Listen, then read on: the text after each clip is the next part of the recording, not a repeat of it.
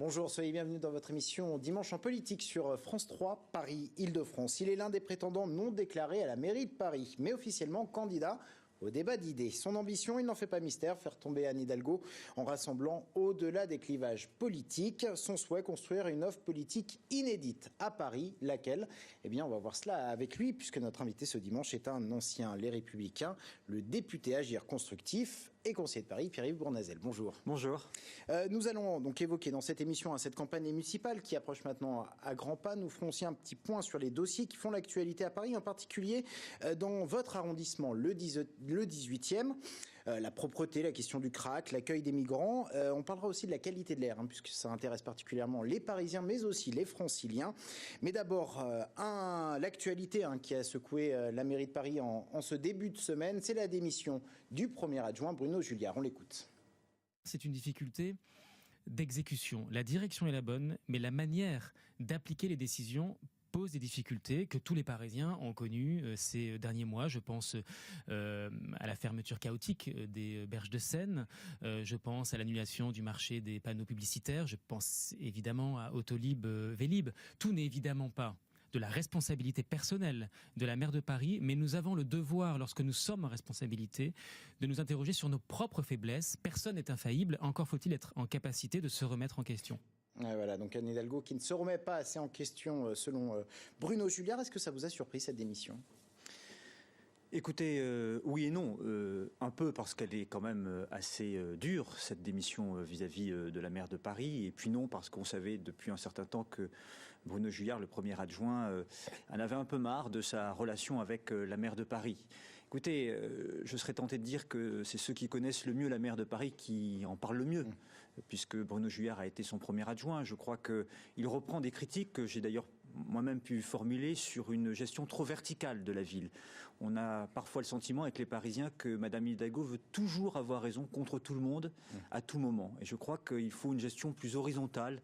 Moi, je conçois le maire ou la maire de Paris comme un homme ou une femme ayant une capacité à chercher des partenaires, de travailler avec les autres, la métropole, les communes environnantes, la région Île-de-France avec Valérie Pécresse, travailler avec les partenaires économiques, les partenaires culturels, associatifs et associer les habitants. Malheureusement, elle ne le fait pas. C'est pas très élégant quand même de, voilà, quelques minutes après l'annoncer à Anne Hidalgo, cet article dans Le Monde où quand même il y va assez fort. L'orientation est bonne, mais l'action défaillante, trop d'approximations, d'erreurs qui entravent l'action. Est-ce qu'il n'a pas aussi une part de responsabilité, Bruno Julliard ? Écoutez, moi je ne veux pas interférer dans leurs relations personnelles. Ça ne me regarde pas. Et je n'ai pas à les juger. Ce que je note, c'est que cela se fait au détriment des Parisiennes et des Parisiens. Parce que la gestion, encore une fois, trop verticale de la maire de Paris nuit à l'efficacité de ses politiques et donc ne lui permet pas d'obtenir des résultats pour les Parisiens en termes de propreté, en termes de mobilité, en termes de logement. Et Bruno Julliard a apporté cette critique. Après, moi, je respecte Madame Hidalgo, je respecte sa personne et la fonction qu'elle occupe. Je n'ai jamais participé à l'Hidalgo bashing. Il me semble qu'il y a suffisamment de critiques apportées sur l'inefficacité de son bilan et sur sa mauvaise gouvernance pour ne pas aller sur les questions de personnes. Alors quand même, une dernière critique qu'il aborde dans son interview. Anne Hidalgo gouverne à l'instinct, c'est ce que dit en tout cas l'ex-premier adjoint. Et il cite en exemple l'ouverture des magasins le dimanche qu'elle a combattu avant d'en défendre le principe. On pourrait aussi citer la police municipale. On va écouter Anne Hidalgo sur ce sujet, c'était en juillet dernier. Personnellement, je ne suis pas du tout opposée à l'idée qu'il puisse y avoir une police parisienne. Je ne suis pas opposée non plus du tout à ce qu'elle puisse être armée. Je pense qu'il faut avancer sur ces questions-là avec volontarisme, mais en partant non pas de je suis pour, je suis contre, j'y crois pas, mais en partant vraiment de faits objectifs. Et ce que je veux, c'est donner ces informations aux Parisiens, qu'ils sachent comment leur sécurité est assurée pour qu'ils puissent se prononcer sur comment elle devrait être assurée. La police municipale, vous militez pour, vous l'aviez proposé en 2014. Anne Hidalgo était contre, maintenant elle fait un pas vers cette police municipale. Et justement, est-ce qu'elle ne gouverne pas à l'instinct, Anne Hidalgo ? Écoutez, j'ai fait cette proposition déjà en 2013, un des premiers. Pendant la première tout à fait, à l'époque de la droite et du centre. Et lorsque j'avais affronté dans un débat télévisée sur une chaîne concurrente Madame Hidalgo, j'avais fait cette proposition, elle avait dit à l'époque qu'elle était franchement contre. Donc je me réjouis de son évolution parce que des bonnes idées, il faut qu'elles avancent et qu'elles prospèrent. Moi je souhaite qu'on puisse créer à Paris une police municipale à pied à vélo, en charge de la prévention, mais aussi de la répression, des incivilités, de la petite délinquance qui mine le quotidien de nombreux Parisiens. Je pense notamment à l'occupation illégale du domaine public, je pense au vol à l'arraché. Parce qu'une police municipale, c'est un maillon complémentaire de la police nationale, sur le terrain, à pied, à vélo, 7 jours sur 7, 24 heures sur 24, réactive, proche des habitants, proche des associations, proche des gardiens d'immeubles, proche des commerçants.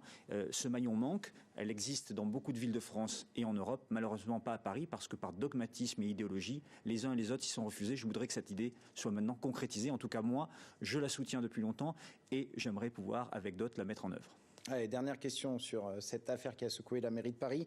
Le soir même de la démission de Bruno Julliard, Anne Hidalgo présentait son nouvel adjoint, Emmanuel Grégoire, son nouveau premier adjoint. Qu'est-ce que vous en pensez d'Emmanuel Grégoire ? Écoutez, j'ai de l'estime pour sa personne. Je note simplement qu'il est le premier fédéral du Parti socialiste. Et donc, elle a souhaité nommer un apparatchik socialiste comme numéro 2 de la ville, alors qu'elle nous expliquait là aussi au mois de juillet qu'elle souhaitait sortir des logiques partisanes. Et elle y revient sans cesse, malheureusement. Alors, l'autre actualité politique de cette semaine, c'est le lancement de la consultation citoyenne par La République En Marche, intitulée Paris et moi. C'était vendredi matin, en présence, on va le voir, des secrétaires d'État Benjamin Griveaux et Mounir Majoubi. Il y avait aussi le sénateur LREM et conseiller de Paris, vous connaissez bien, Julien Bargeton. Comment est-ce que vous voyez cette initiative, vous, le député constructif, le député Agir, est-ce que c'est une stratégie qui est concurrente à la vôtre ? Écoutez, moi je respecte toutes les personnes que vous venez de présenter. Je travaille même en bonne intelligence sur certains dossiers avec certaines d'entre elles, parce que moi ce qui m'intéresse c'est de faire avancer ma ville et nos quartiers.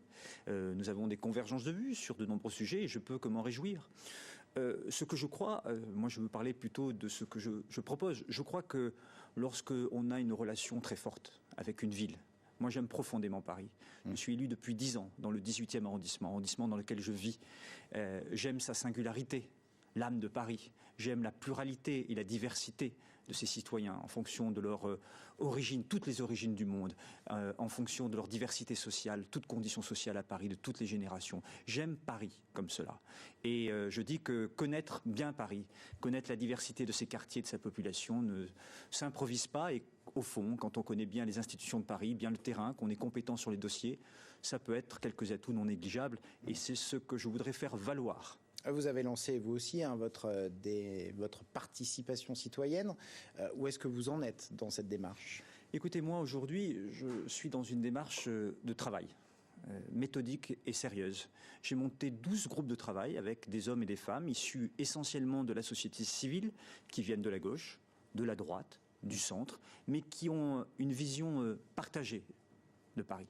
Une envie d'une nouvelle gouvernance, plus horizontale, plus à l'écoute des citoyens, pour les associer davantage aux prises de décision, plus à l'écoute de tous les partenaires qui pourraient apporter quelque chose à Paris, notamment par exemple la région, pour les parkings relais aux portes de Paris, les transports en commun, les communes environnantes pour requalifier les portes de Paris, mais aussi le partenaire associatif, écologique, culturel, pour amener des projets qui permettraient aussi là d'améliorer notre vie quotidienne. Et avec quel objectif ? Construire un programme ? Oui, un projet solide, avec des mesures innovantes, mais des mesures qui soient d'abord des solutions immédiatement opérationnelles aux problèmes des Parisiennes et des Parisiens. Et un programme que vous allez incarner. Nettoyer les rues de Paris, par exemple, parce que Paris est très sale, c'est pas la gauche ou la droite.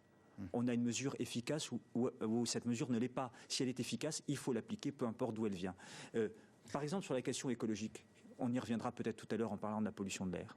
Je suis le seul député parisien à avoir voté l'interdiction du glyphosate. Malheureusement, ça n'a pas été voté par ces députés. Mais je suis le seul député parisien, nous étions 35 en France, à voter pour l'interdiction du glyphosate, parce que nous estimons que c'était essentiel. Eh bien, est-ce de gauche, est-ce de droite ? Non, c'était efficace sur le plan écologique. Mais lorsque Mme Hidalgo, par exemple, met fin de manière assez autoritaire à Autolib, ce n'est pas écologique. Ce que je veux expliquer par là, c'est qu'il faut sortir des postures partisanes. Moi, j'essaie de construire quelque chose qui ne soit pas sectaire, qui ne soit pas dogmatique. Ce que Mme Hidalgo a fait de bien. Par exemple, l'éducation musicale dans les écoles, il faudra le garder. Mais il va falloir profondément changer ce qui ne fonctionne plus dans cette ville, avec une nouvelle gouvernance, encore une fois, plus horizontale, plus à l'écoute des citoyens et des solutions pragmatiques et efficaces. Cette démarche, elle est très La République En Marche. Qu'est-ce qui vous distingue de cette des En Marche. On en parlera tout à l'heure. Hein, comme je suis élu de Paris depuis 10 ans, j'ai, je crois, dans le 18e arrondissement, pu mesurer la diversité des attentes, comprendre et apprendre aussi. J'ai évolué sur beaucoup de sujets, apprendre et comprendre ce que vivent les habitants, quelles sont leurs principales attentes. Posez-leur la question, qu'est-ce qui les différencie de moi ? Alors, en tout cas, nous, on allait poser la question à l'adjoint communiste à la maire de Paris, Yann Brossat, pour savoir ce qu'il pensait un petit peu de votre positionnement. On le rappelle, vous êtes Agir Constructif, mais au Conseil, vous avez quitté les Républicains, mais au Conseil de Paris, vous siégez toujours dans l'opposition municipale. Dans l'opposition municipale, mais vous êtes inscrit encore au groupe Les Républicains et Indépendants. La nuance est peut-être importante. On écoute Yann Brossat sur ce positionnement. Moi, je ne vois pas du tout aujourd'hui les Républicains faire alliance avec les macronistes. Parce que quand on écoute le discours de Wauquiez, je ne vois pas bien comment est-ce que ça peut être conciliable avec les macronistes. Donc tout ça me paraît être extrêmement compliqué. Et je pense qu'en politique, on gagne toujours à la clarté. Et quand on est le cul entre deux chaises, on finit par terre. Voilà. Est-ce que vous n'avez pas peur de finir par terre ? Non, vous savez, moi, je suis parisien d'abord. Mon étiquette, c'est Paris. Mon étiquette, c'est singulièrement le 18e. Moi, j'ai travaillé dans la 18e circonscription avec des femmes et des hommes, des citoyens venus de la gauche. Sinon, je n'aurais pas été élu dans cette circonscription qui est ancrée plutôt, voire clairement à gauche. Mais la question que pose Yann Brossat, c'est comment pouvez-vous construire un projet à l'écart des partis ? Mais vous allez avoir besoin des partis. Mais il est dans des vieux schémas. Le Parti communiste avec le Parti socialiste, et puis de l'autre côté les macronistes avec les LR. Mais c'est pas du tout le sujet, c'est pas mon sujet. Vous cherchez pas l'appui des partis ? Mais si les partis veulent concourir à l'alternative, tant mieux. Moi j'ai l'impression que pour l'instant, il y a celles et ceux qui, comme M. Brossat, Mme Hidalgo, cherchent à rester, après près de 20 ans de gestion à la ville de Paris, s'accrocher à leur fauteuil. La question c'est de savoir est-ce qu'ils ont réussi ou pas ? Est-ce qu'on peut mieux faire ? C'est ça qui m'intéresse. Et puis de l'autre côté, il y a ceux qui voudraient une alternance automatique. Moi, c'est pas ça qui m'intéresse. C'est le projet, c'est les idées pour Paris, c'est la conviction, c'est la sincérité, l'authenticité, l'engagement. C'est la capacité de rassembler des hommes et des femmes qui ne travaillaient pas ensemble, mais parce qu'ils ont une vision partagée de Paris, une vision nouvelle. Ils veulent mettre ensemble ces projets, ces solutions pour Paris.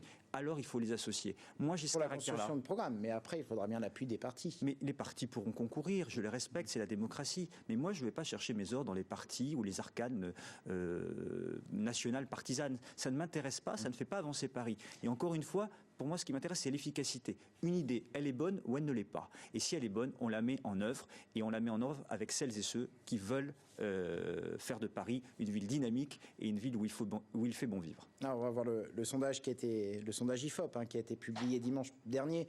C'est une projection, bien sûr, sur l'élection parisienne. Et ce qu'on constate, c'est qu'il y a une tripartition du corps électoral. Voilà, toutes les personnalités. Anne Hidalgo est à 23%, Benjamin Griveaux, qui est testé dans ce cas-là, est à 23%, Florence Berthoud à 21%. Vous n'êtes pas testé, vous. Qu'est-ce que ça dit, ce sondage ? Tripartition du corps électoral, est-ce qu'il ne va pas falloir justement s'allier avec des formations politiques, peut-être pas les traditionnelles, les nouvelles, En Marche ? Est-ce que vous visez justement peut-être l'appui du parti En Marche ? Écoutez, on regarde tous les sondages, donc je ne vais pas dire le contraire, c'est toujours très intéressant. Mais enfin, à 18 mois d'une élection municipale, ça ne veut rien dire. Si 18 mois avant la présidentielle de 2017, on avait parlé de la candidature d'Emmanuel Macron, personne ne pouvait prétendre ou être assuré qu'il serait élu président de la République, bien au contraire. 1 an et demi avant la municipale de 2001, personne ne misait sur Bertrand Delanoë. Il a commencé, je crois, à 3% dans son premier sondage. Ce que je crois, c'est qu'il faut dessiner un autre chemin. C'est le chemin du rassemblement de toutes celles et tous ceux qui pensent qu'une alternative est possible à Paris. Et ça exige un projet. Ça exige des solutions, pas des accords d'appareil. Je ne crois pas aux accords d'appareil. Je crois que les Parisiens n'en veulent pas, sinon ils auraient élu des personnalités nationales depuis longtemps à la tête de leur ville. Ils ont choisi, notamment avec Bertrand Delanoë, mais même avec Anne Hidalgo, un homme puis une femme qui sont enracinés dans leur ville. On ne peut pas leur enlever ça, qu'on soit d'accord ou pas avec leur politique. Donc moi, ce qui m'intéresse, c'est de construire cette alternative, cette nouvelle forme de gouvernance, d'associer davantage les citoyens et les partenaires pour être plus efficaces. Ce qui m'intéresse, c'est d'amener les solutions opérationnelles. Ce qui m'intéresse, c'est de renouveler en fédérant les énergies et les talents au sein d'une même équipe. Donc, si ces talents viennent de la gauche, s'ils viennent de la droite, du centre, eh bien tant mieux, et de la société civile, on respirera mieux. Ah, vous parlez de personnalité nationale. Il y a une candidature qui se précise au fil des mois. C'est celle du porte-parole du gouvernement, Benjamin Griveaux. On va l'écouter. Il était l'invité de France Bleu la semaine dernière. Ça va se décider de manière collective parce qu'on a toujours fait nos choix de manière collective. On va travailler ensemble, on va travailler avec Mounir, on va travailler avec Hugues, avec Julien, mais surtout on va travailler avec beaucoup de gens qui ne sont pas en marche aujourd'hui, qui sont des gens issus de la société civile, qui sont des gens engagés dans le monde associatif, qui nous rejoignent et qui ont envie de construire un truc différent à Paris. Il faut réconcilier les Parisiens parce que lorsqu'on veut prétendre diriger les destinées de la première ville du monde, la première chose à faire, c'est de réconcilier les gens qui y vivent. Donc voilà, Benjamin Griveaux, qu'est-ce que vous en pensez? C'est un adversaire? C'est un partenaire potentiel? J'ai dit tout à l'heure que parmi les autres noms que vous avez cités, je crois Hugues Rançon, Mounir Majoubi, Julien Bargeton, je respectais toutes ces personnes et je travaillais parfois sur certains dossiers avec certaines d'entre elles. Vous défendez parfois les mêmes idées? Mais parfois tant mieux. Mais moi, aujourd'hui, ce que je veux construire, c'est un engagement 100% pour Paris, avec le parcours qui est le mien, en additionnant des forces, pas dans une logique partisane, dans une logique de rassemblement. Alors, s'il y a des marcheurs qui s'y trouvent, je m'en réjouis, et il y en a déjà. Mais le sujet n'est pas la question des personnes. Je ne dirai du mal de personne, parce que quand on veut construire un projet pour Paris et qu'on souhaite fédérer le plus largement possible, on ne va pas commencer à distribuer les bons et les mauvais points. Donc, à chacun d'affirmer son talent, sa compétence, sa sincérité au service de cette ville. Est-ce que l'hypothèse, très rapidement, Édouard Philippe, vous y croyez? J'ai beaucoup de respect pour Édouard Philippe, c'est un excellent Premier ministre, parce que c'est un homme courageux que je connais bien. J'étais un des porte-parole d'Alain Juppé, il était en première ligne dans la campagne des primaires d'Alain Juppé. Jusqu'à ce jour, je ne l'ai jamais entendu évoquer Paris. Alors on en vient aux dossiers parisiens et notamment ceux du 18e arrondissement dont vous êtes élu depuis maintenant depuis maintenant 10 ans. Un arrondissement qui est confronté à un trafic, le trafic de drogue, notamment le crack, alors en souterrain mais aussi en surface, porte de la Chapelle, on la surnomme d'ailleurs la colline du crack. Elle a pourtant été évacuée, mais les trafiquants sont revenus tout comme les consommateurs et la BAC est toujours mobilisée sur le secteur. Anaël Blanchard avec Nicolas Metauer. Service en cours. Limat. Ok, ça décroche, ça va prendre périph, intérieur, porte de berre. Tout juste informé par deux policiers en civil, cette équipe de la BAC prend en chasse une berline noire pour tenter d'interpeller un consommateur de crack. Des filatures quotidiennes, des planques, c'est le quotidien de ces policiers de la BAC. Un jeu du chat et de la souris avec les dealers ici, porte de la Chapelle. Et le choix du moment de l'intervention est crucial. D'abord, le dealer est prévenu si ça se fait sur place. Et puis, on n'est pas sûr de récupérer la galette de crack. Le caillou de crack, c'est vraiment tout petit. Donc, le tox, s'il nous voit arriver quand on va s'approcher, il va l'avaler. Voilà. Donc, le but, c'est de retrouver le produit, quoi. Si on n'a pas le produit, on ne traite pas l'affaire. Alors qu'une première équipe vient d'intercepter l'acheteur à un feu rouge, l'autre se dirige déjà vers la colline pour appréhender le dealer. Localisé par deux observateurs qui ne l'ont pas quitté des yeux depuis la transaction, les agents tentent de l'interpeller.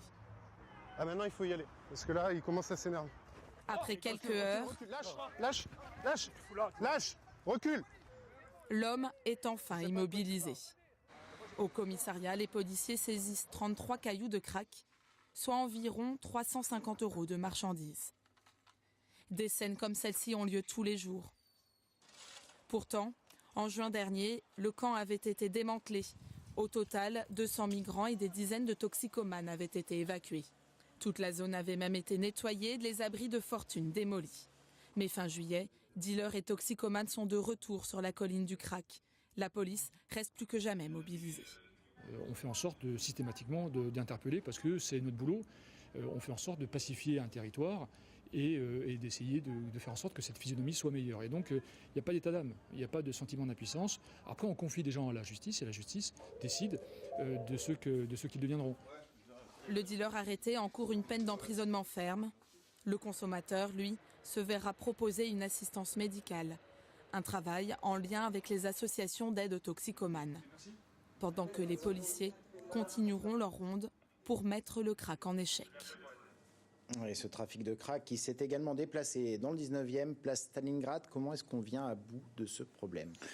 D'abord, pour la bonne compréhension du sujet et mon positionnement, moi je suis élu de la 18e circonscription et ces quartiers qui vivent en première ligne, la question du crack et de nombreux autres problèmes, sont juste à côté de ma circonscription, dans mon arrondissement, le 18e, dont je suis un élu de l'opposition municipale. Et depuis de nombreuses années, malheureusement, je relais les problèmes du nord-est de Paris, qui sont nombreux et qui se sont parfois aggravés. Le crack, c'est un problème d'abord humain. Ce sont des personnes qui sont dépendantes et ce sont des personnes qu'il faut suivre de près. Il faut un accompagnement sanitaire. Un accompagnement sanitaire, un accompagnement social, un accompagnement psychologique.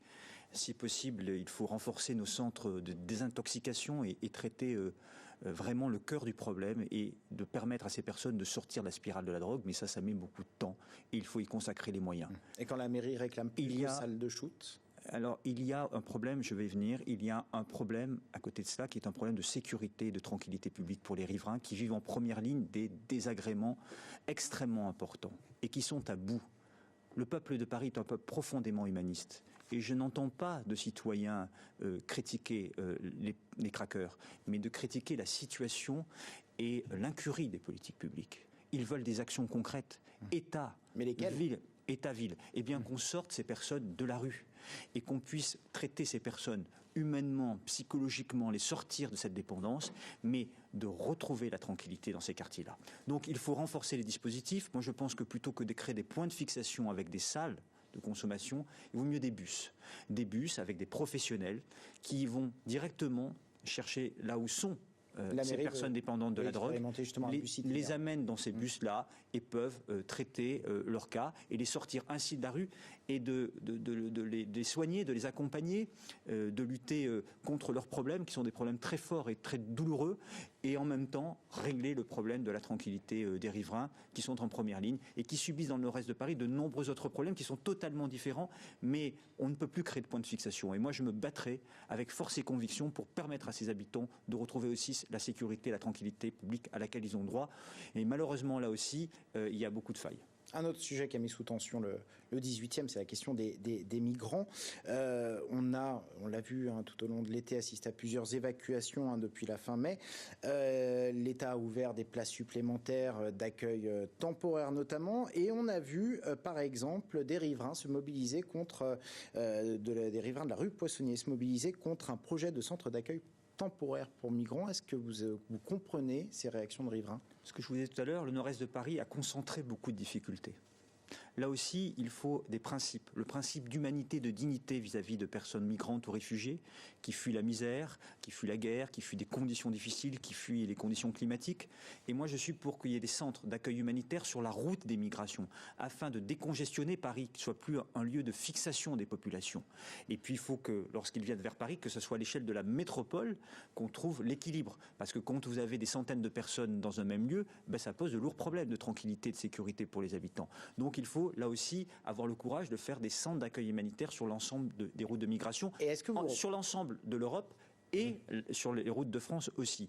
Et donc de décongestionner notamment le nord-est de Paris, de fixation de ces populations. Est-ce que vous reprenez à votre compte la théorie de l'appel d'air qui avait été développée par Gérard Collomb, le ministre de l'Intérieur, et qui attaquait ainsi la bulle, ce projet de la mairie de Paris, qui n'existe plus aujourd'hui, et qui était un centre. Moi, j'essaye d'être pragmatique et d'essayer de chercher des solutions très concrètes pour ces personnes, qu'elles aient des lieux pour se poser, se reposer, s'alimenter, boire, et qu'elles sortent surtout de la rue, que nous mettions fin à ces points de fixation, parce que là, encore une fois, les habitants sont en première ligne et en subissent les nuisances, et il faut aussi assurer la tranquillité des riverains et des habitants de ces quartiers-là. Donc il ne faut pas opposer les citoyens aux migrants, aux réfugiés, c'est le pire.